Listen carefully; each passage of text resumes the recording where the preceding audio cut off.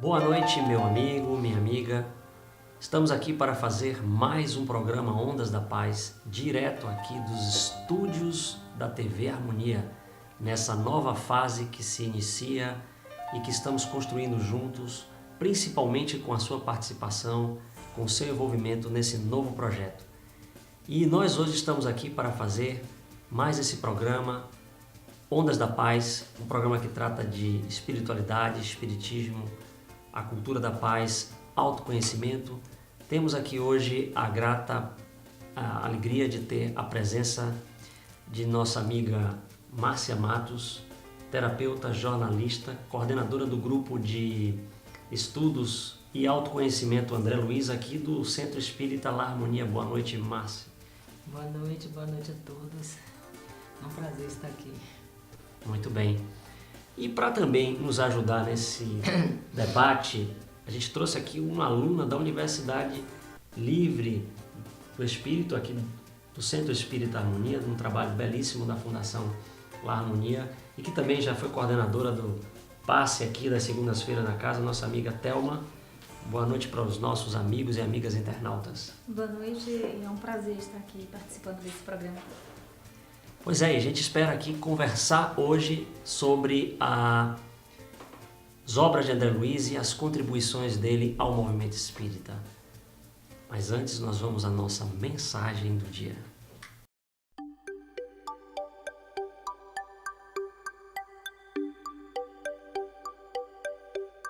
De que adianta lutarmos por tudo se a própria luta já nos afasta da paz?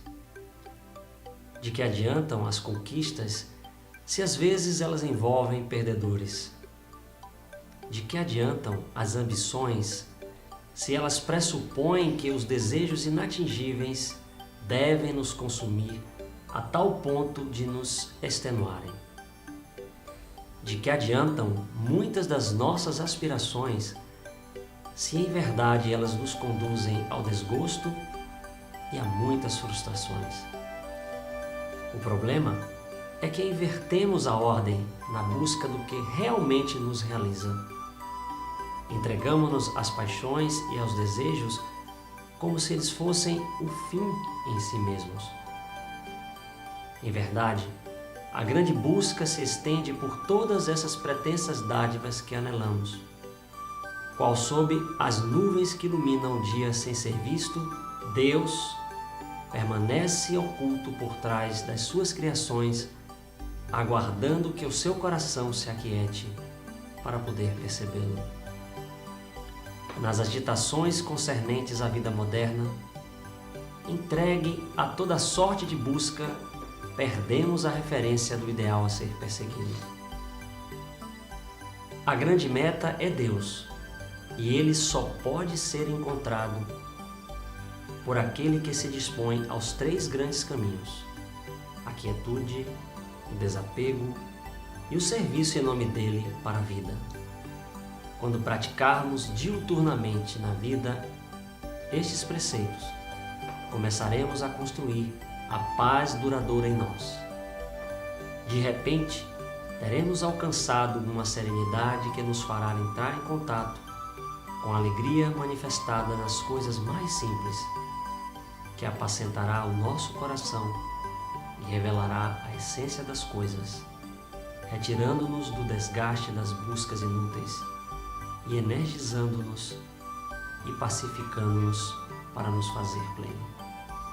Pense nisso.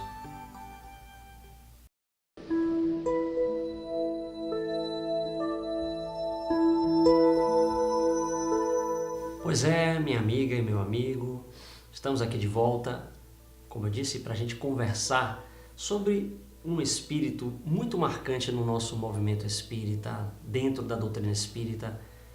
É uma referência em todo o movimento, a obra de André Luiz. E para conversar conosco hoje aqui, como eu já apresentei para vocês, nós temos a presença de uma pessoa que há 3 anos está com um grupo fazendo um trabalho muito legal aqui, muito profundo, porque é um grupo de autoconhecimento baseado nas obras André Luiz, que é a nossa amiga Márcia.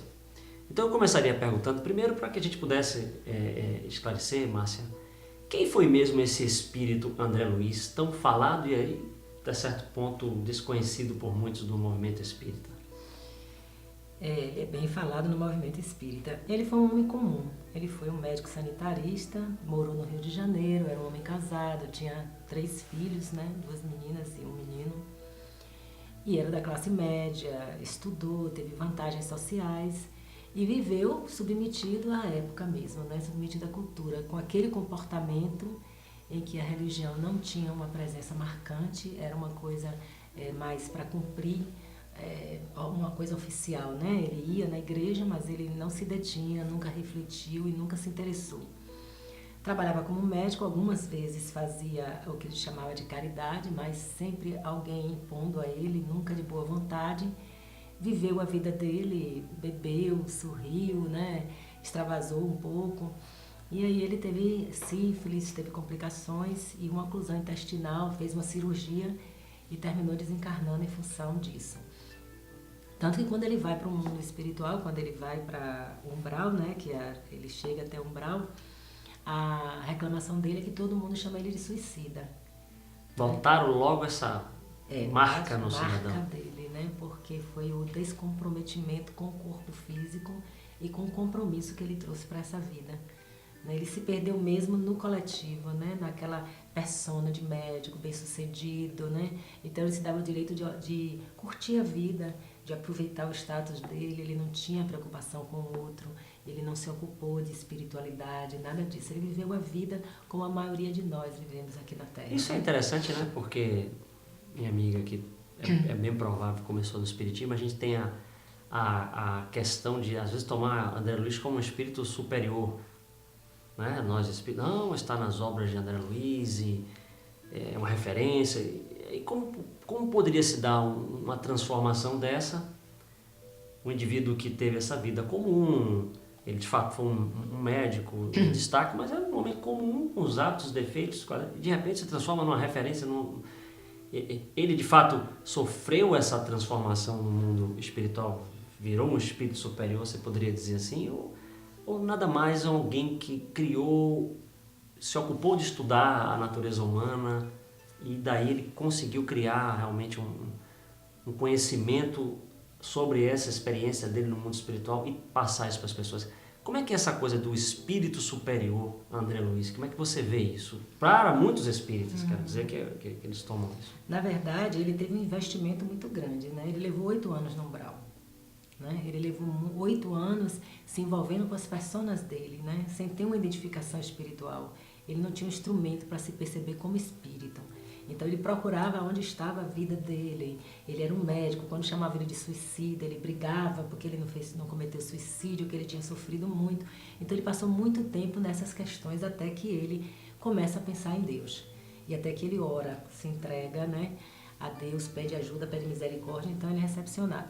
A partir daí começa a história dele no mundo espiritual, no sentido de estar na casa, nosso lar, né, na colônia. E ele começa a ser treinado, ele começa a ter outra visão, ele começa a se dar conta, começam a explicar a ele a história dele, né? Ele se queixa muito, e aí Clarencio vira para ele, que é o mentor, vira para ele e diz que ele tenha cuidado com as palavras, né? Que ele foi socorrido, que não cabe ele ficar se queixando, que todo mundo tem problemas, né? Que ele quer mudar, ele tem que sair da culpa, tem que sair da queixa para poder fazer uma transformação. E aí convida ele, né? É um convite para ele estudar. Primeiro ele quer trabalhar, mas ele quer trabalhar como médico. Mas aí as pessoas percebem, né? Os espíritos dizem, não é por aí, porque você não fez como médico, você trabalhou como médico da Terra, mas não pôde trabalhar como médico espiritual, não cumpriu sua programação.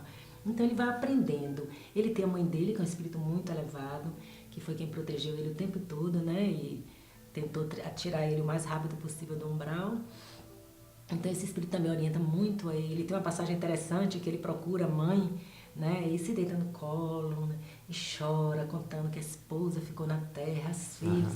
E ela dá um corte nele, né? Ela diz assim, não faça isso. Eu sinto eu descendo vibratoriamente.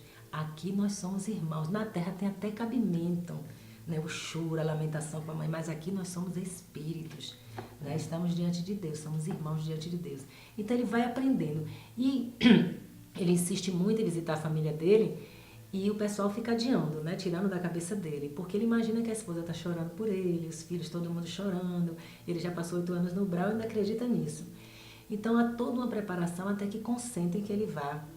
Então quando ele chega aqui na Terra, a esposa dele está casada com outro homem. Essa cena foi não bem permite- retratada no filme. filme Nosso Lar, né? E aí o que acontece com ele? Ele vence o desafio. Aquele era o desafio dele. O que ele fez? Apesar do sofrimento, ele ultrapassou o sofrimento e ajudou o homem a ficar bom. Então o que acontece como consequência? Ele se torna cidadão de Nosso Lar. Porque nem todo mundo que reside em Nosso Lar se torna cidadão. Então ele fez um processo de Ele ganhou o evolução. green card lá, né? Ganhou Assim, o green card. naturalizou cidadão, ele- mais ele- um imigrante legal. Ele fez aquela evolução que você estava falando, porque Deu ele esse salto. renunciou à personalidade, né, a personas, e se assumiu como espírito. Então, dali em diante ele diz, a minha família é o mundo inteiro, né? Não é só minha esposa, meus filhos. Então ele transpõe, né, a questão da personalidade e se percebe como espírito. E aí ele passa a se dedicar a servir. Então nesse processo ele teve uma evolução. Agora a gente tem que pensar assim, que toda desencarnação você passa por um período de desorientação. Ele também deve ter recuperado qualidades que ele já possuía. Mas também lá, com a ajuda, ele fez um movimento. Agora muitos podem chegar lá e até voltar para o umbral. Então ele já tinha uma qualidade espiritual, apesar da vida dele aqui não ter tido a representação espiritual que era desejada, que foi planejada, mas ele já devia ter um nível espiritual. Mas lá, com certeza, ele despertou. Algo não surge assim, né, tão instantaneamente, né? Você faz um trabalho aqui no centro, o grupo de estudo de autoajuda. Esse trabalho, a base são as obras de André Luiz, mas o que se pretende com esse trabalho? Buscar realmente que o indivíduo tenha consciência para sair dessas sombras, o que a gente chama de sombra, na verdade, né? Aqui, enquanto a gente está encarnado. Esse grupo é um grupo de autoconhecimento, né? A gente pegou o pensamento geral de André Luiz, porque a gente entende que o trabalho dele, toda a dedicação dele, é muito voltado a ajudar as pessoas a não terem a dificuldade que ele teve com o desencarne, né? Então ele trabalha muito a coisa de construir uma identidade espiritual, da gente se perceber espírito no nosso dia a dia, na nossa vida, no nosso cotidiano. Então ele traz muito isso. E a outra coisa que ele traz é um alerta a respeito da casa mental. Ele fala da estrutura mental, como define o lugar onde você vai. Então ele tem um dos livros que ele conta a história de que um homem chegou a planejar o assassinato de um outro humano e pensou que tinha matado, casou com a mulher dele, ficou com os bens dele, com os filhos dele, e depois que ele desencarna, perto de desencarnar, ele lê um livro espírita e deduz que vai para um umbral. Só que ele desencarna e acorda em Nosso Lar. E aí ele se questiona, como? Eu matei um homem e estou em Nosso Lar? E aí o espírito diz para ele, é a casa mental. Porque no umbral fica quem não tem consciência. São as vítimas e os algozes. Todo mundo reclama de tudo, todo mundo quer ter razão. Mas se você tem uma mente estruturada, se você tem uma casa mental estruturada, você não precisa passar pelo umbral. Porque você vai assumir a responsabilidade do que você cometeu. Então levam ele para ver o resultado da ação dele e ele fica chocado com o que ele fez e começa a trabalhar até resgatar a felicidade de todas aquelas pessoas que ele prejudicou. E eu digo, então não precisa umbral se a pessoa faz isso. Então tudo que André Luiz tenta passar para a gente, assim, tenha consciência espiritual, acredite que é possível você transpor suas dificuldades, né? E não precisa passar pelo umbral, precisa de responsabilidade. Então a gente trabalha basicamente com isso. E como isso se reflete no grupo? No primeiro semestre, trabalhando no autoconhecimento, trabalhando a questão das personas, né? Como André Luiz se identificava como médico, para ele era importante ser médico, para ele era importante ser pai. E isso a gente faz com os nossos papéis e esquece quem nós somos de fato.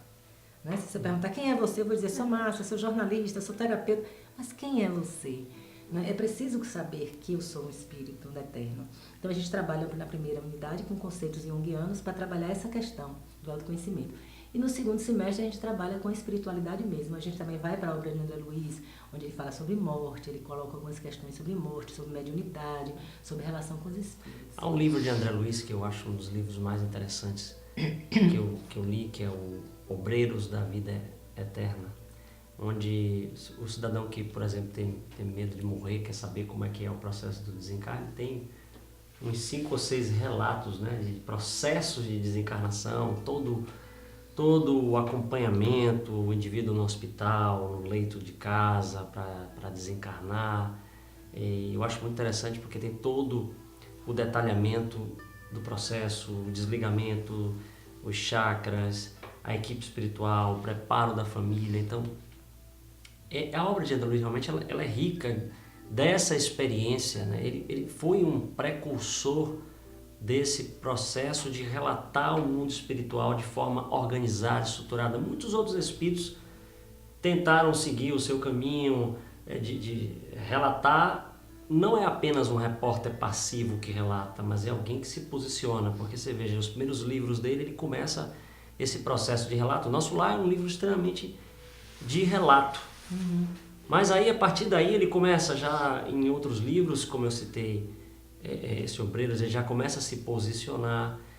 Você pega um livro como Mecanismos da Mediunidade, dos Domínios da Mediunidade, há uma análise crítica, e esses 2 livros particularmente, o movimento espírita os utiliza muito para ter como referência estruturar reuniões mediúnicas, né? Quer dizer, Nos Domínios da Mediunidade é um livro muito utilizado nesse processo. A questão da mediunidade, por exemplo, como você vê André Luiz influenciando a prática mediúnica e os princípios que ele coloca na obra dele que servem para a prática mediúnica no movimento espírita.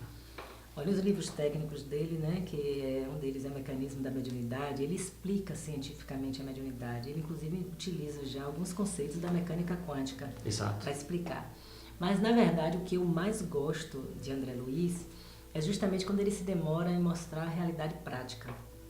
Porque ele ensina a gente a como viver como espíritas, né? Então, ele traz muita... Então, o trabalho dele sobre mediunidade... Tem um livro específico em que ele trata sobre várias pessoas que trabalham em mediunidade, mostrando como é que elas faliram, né? E são coisas muito comuns. Ele mostra ajuda espiritual, por exemplo. Tem uma história de uma mulher que ela quer o marido embriagado, não quer deixar ela ir para o trabalho, mas o trabalho precisa ser feito. Aí a espiritualidade vai, procura uma tia dela que tem ascendência sobre o marido dela, dá a ideia dela ir na casa da mulher, ela aí vai e consegue libertar. A outra está sem condições financeiras, a equipe arranja emprego para o trabalho, para o marido dela, para libertar ela para o trabalho.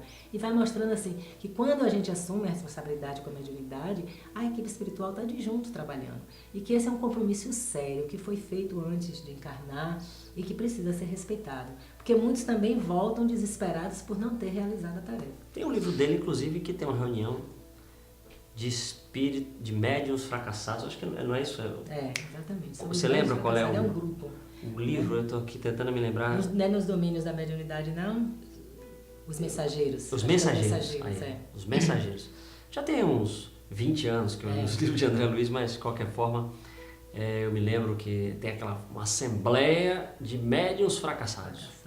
Médiuns que não levaram a sério a tarefa mediúnica. Eu vejo que muitos espíritas que leem esse livro, eles gravam essa referência, né, em relação a essa questão do compromisso mediúnico. Isso ficou muito impregnado e depois isso foi importante ser, de certo modo, assim, desmistificado, trazendo a leitura de que a mediunidade é algo natural e que deve ser encarado como um processo da vida da pessoa e não como uma missão, como uma coisa que trouxesse esse peso. Eu acho que a psicologia, né, os estudos que se fazem da obra de André Luiz com o viés talvez psicológico, acredito que no seu grupo de estudo isso seja colocado até pela sua formação terapeuta, ajuda também a tirar esses paradigmas que às vezes as pessoas leem essas obras e tomam aquilo como um modelo, como se o mundo espiritual fosse só daquele jeito, como se a realidade fosse ser exatamente como aquela no mundo espiritual, e a gente vê que as coisas não são bem assim. Olha, eu acho que é mais a questão de como as pessoas leem, né? Porque quando ele coloca esses médiuns fracassados, a gente observa que é fracassado por bobagem, e são eles que estão se condenando, né? É como a gente falou, é a falta de consciência que continua permeando, mas os espíritos, quando vão orientando essas pessoas, eles sempre tiram eles da culpa. Você vai observar nos diálogos, não adianta pensar nisso, não adianta fazer isso agora, vamos ver daqui para frente. São eles que relatam como uma história de culpa. Então a punição é deles. As pessoas que leem os livros espíritas de modo geral, elas ficam envolvidas com essa história da culpa porque elas têm uma tradição católica. Essa É difícil culpa você é um encontrar peso. alguém que venha de pais espíritas desde pequeno. A maioria de nós tem uma tradição católica, então a culpa já está muito enraizada, né? Na experiência dessa É um vida, na pilar da experiência. teologia católica, né? Então você traz isso como referência. Então, às vezes, a leitura do livro, eu vejo gente ler o livro de André Luiz, dizer que está com medo, que é horrível, como é que vai para o umbral. Para mim, ele está falando de libertação de tudo isso. Para mim, ele está mostrando o caminho. Quando ele relata, por exemplo, 4, 5 mortes, né? E aí ele coloca quem que morre bem? Não é nem um espírita. É um homem que viveu dentro da sua vida concreta, com a sua família, aquilo que ele acreditava da maneira mais simples possível. Então a primeira coisa é humanizar o André Luiz, né? Acho que ver quando a gente começa realidade do que a ele humanizar esse espírito, que de fato esse é o que ele é, É o o que ser ele humano, se coloca. tirar ele desse local que a gente coloca, nós espíritas colocamos muito, né? Não, como eu falei, espírito superior, a gente adora superior, inferior. Acho que quando a gente começa a ter esse olhar sobre as obras, sobre aquele conteúdo, fica mais fácil pegar esse olhar. Mas eu queria perguntar para você, Nosso Lar é disparadamente a obra mais popular, conhecida. Se você tivesse que citar um outro livro de André Luiz que você considera assim marcante e que tem uma mensagem que tenha te tocado como estudiosa da obra dele, você gostaria de dizer um, você citaria qual outro? Para mim todos são excelentes, mas Libertação me tocou mais. Né? E assim você vê... De que trata a libertação, talvez os nossos... A libertação vai tratar exatamente de um processo obsessivo gravíssimo, né? Que envolve uma mulher. É o mentor de André Luiz que pede essa ajuda, né? E eles têm que ir ao mundo, na verdade nas trevas, né? Não é umbral, né? As trevas, que é outro horizonte, né? Do mundo espiritual, onde estão as inteligências, né? Que se dispuseram contra Deus de fato. Não é umbral, que as pessoas estão na emocional, brigam, disputam, têm vingança, se ressentem. Nas trevas está um grupo muito inteligente coordenando. Então o espírito das trevas está produzindo a obsessão dessa criatura, que são acho que 60 espíritos que ele designa para atormentar essa mulher. E aí ele faz todo um trabalho, porque ele diminui o brilho do perispírito dele, né? Torna ele cada vez mais sólido para aparecer nesse lugar, se coloca como trabalhador, vai para o lugar onde está acontecendo a obsessão, faz amizade, conquista aqueles espíritos, ajudando inclusive eles, que todos eles têm problema, para então poder pedir a eles a ajuda para libertar a pessoa que ele quer libertar. Então é um processo que você vê assim, não tem saltos, não tem autoritarismo, sabe? É um processo de amor mesmo, de negociação, porque qualquer coisa ali está afetando muito. Então existe amor para todos os lados. Ele ama tanto a mulher que ele está atendendo, que é filha de um amigo dele, quanto ama o obsessor que está obsidiando ela. E no final ele faz o que ele chama, porque para esse obsessor não tem doutrinação. Isso é uma coisa que traz na obra de André Luiz que eu acho importante. Ele tanto chama atenção para os defeitos dele, de André, ele mostra erros, ele mostra sendo corrigido, como ele coloca assim, o verdadeiro obsessor, aquele das trevas mesmo, ele não aceita a doutrinação. Ele praticamente não vai em reunião mediúnica, porque ele não discute nem argumenta com ninguém. Então ele diz assim, para esses espíritos é preciso um espírito que já tenha aprendido a amar. E aí os mentores deles não se colocam nesse lugar. Ele diz, nós temos conhecimento, trabalhamos, mas para espíritos desses a gente precisa invocar espíritos superiores mesmo, de fato, em amor. E aí eles trazem a mãe desse obsessor, que é um espírito bem evoluído, e quando ela se aproxima, não é a palavra, é a presença amorosa dela que toca aquele espírito. Então ele vai resgatado, depois dele ter governado as trevas por um bom tempo, mas pela presença do amor. Então, assim, a lição maior que eu acho de André Luiz é isso assim, é você ter consciência de que você é um espírito e ter consciência de que um espírito sempre foi criado pelo amor Esse e é para o o ponto. amor. Se você tivesse de dizer, Márcia, 3 grandes contribuições desse espírito que realmente é muito presente no movimento espírita, quais as 3 contribuições que você acha assim, mais marcantes que André Luiz trouxe a nível do saber, do autoconhecimento, dos seus conteúdos? Eu acho que, em primeiro lugar, né, poder trazer de forma mais concreta, pela experiência dele, os próprios ensinamentos da doutrina espírita. O que a gente lê no Livro dos Espíritos, a gente vê de forma concreta nos relatos de André Luiz. A segunda é ajudar a gente a se perceber como espírito, né? Ter essa consciência do quanto é importante se perceber como espírito. E a terceira coisa é realmente que a realidade é o amor. Nós é que ainda não sabemos amar, não é? Mas o mundo está permeado por amor e as respostas estão no que a gente for capaz de amar. Eu acho que essas são as grandes contribuições dele, no meu entendimento.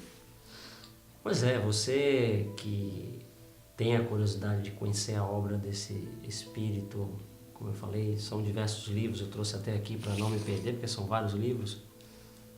Os Mensageiros, Missionários da Luz, Nos Domínios da Mediunidade, No Mundo Maior, Obreiros da Vida Eterna, Ação e Reação, Entre a Terra e o Céu, Libertação, Sexo e Destino e a Vida Continua, Evolução em Dois Mundos, Mecanismos da Mediunidade e, evidentemente, Nosso Lar, que é o livro mais conhecido. De certo modo, é um convite para que você que está estudando, que está conhecendo, e até mesmo você que é simpatizante do Espiritismo, tem muita gente que leu livros de André Luiz e sequer leu livros da codificação, sequer se tornou espírita, mas tomou essa obra desse espírito como referência, e eu acho que a gente pode alcançar esse resultado, e esse grupo de autoconhecimento é uma prova disso, a realização prática no movimento espírita de um aproveitamento de um conteúdo muito bom, que é o conteúdo trazido por esse espírito que está presente conosco. Talvez até ele tenha reencarnado, a gente não sabe. Nunca mais vi notícia de psicografias dele assim, autenticamente, né? Reconhecidas, né? Porque essa questão da identidade do espírito é preciso ter muito cuidado. Mas eu deixo aqui com você essa reflexão e quem sabe você possa voltar aqui mais outras vezes para a gente falar um pouco mais, de pegar uma obra, pegar algum tema do que você trabalha lá, e já se sinta convidada para voltar aqui ao programa Ondas da Paz. A gente agora vai para a nossa vibração pela paz. Continue aí e a gente vai se conectar a essa grande vibração.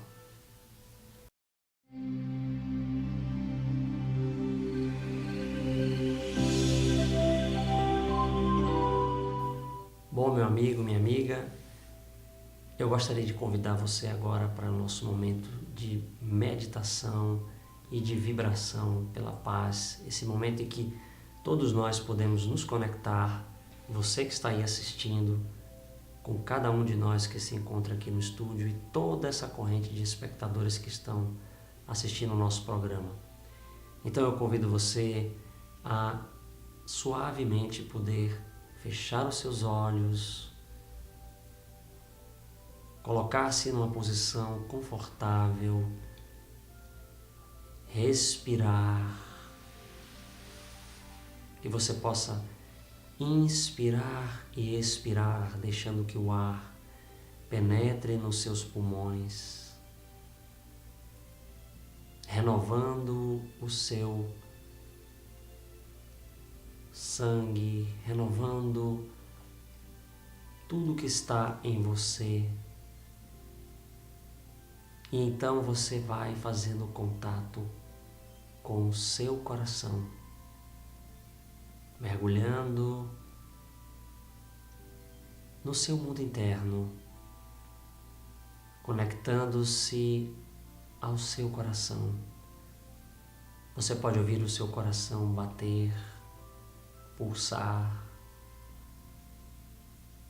E na medida que você sente ele pulsando, batendo, pode se sentir cada vez mais consciente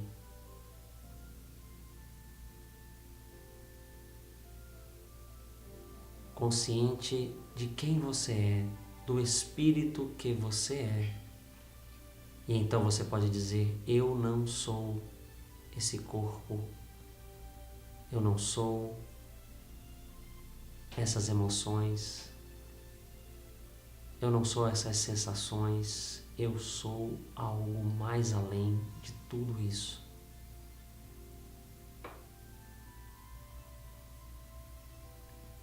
Eu sou luz, eu sou paz, eu sou saúde, tenha consciência e deixe que essa consciência se transforme mais e mais num sentimento de paz profunda que você sente e que você expande e doa para si mesmo, para quem está próximo de você, para o universo. Deixe que a paz expanda-se e peça pela paz no mundo e que ela habite cada vez mais o seu coração. Bem, meu amigo, minha amiga, a gente chega ao fim do nosso programa de hoje e a gente deixa uma mensagem para você, minha amiga Márcia.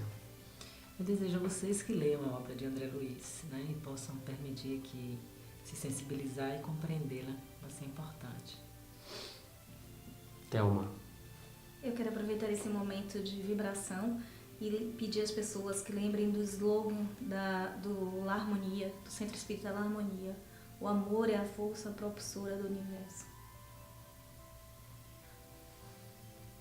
Esse amor que está em você, que ele cada vez se torne mais presente em sua vida. Muita paz e até o próximo programa.